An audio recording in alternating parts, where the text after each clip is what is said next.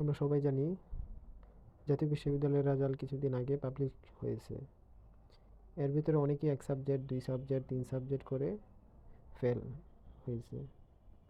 সেটা পরিবর্তনের জন্য বোর্ড চ্যালেঞ্জ করবেন কিভাবে, তা আজকে আমি আপনাদেরকে শিখিয়ে দিব।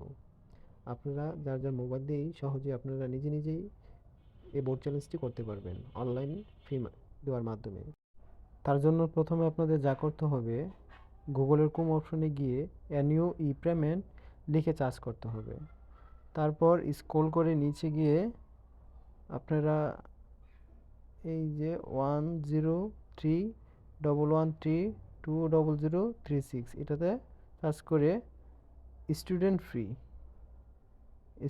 ফ্রিতে ক্লিক করে স্টুডেন্ট ফ্রিতে ক্লিক করবেন। তারপর exam name, fourth year honours answer set রি এভ্যালুয়েশন ফ্রিতে ক্লিক করবেন। তারপর রেজিস্ট্রেশন নাম্বারে ক্লিক করার পর চার্জ অপশনে ক্লিক করবেন।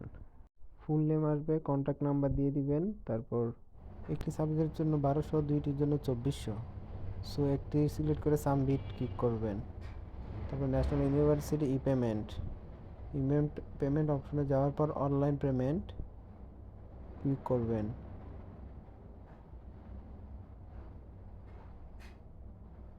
সোনালী ব্যাংক পিএলসি, রাকিবুল হাসান নাহিদ।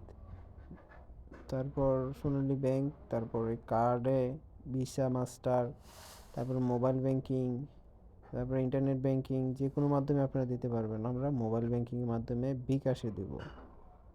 বিকাশে ক্লিক করার পর তারপর 1200 টাকা কনফার্ম দিলেই হয়ে যাবে আমাদের ই পেমেন্ট সাকসেসফুল।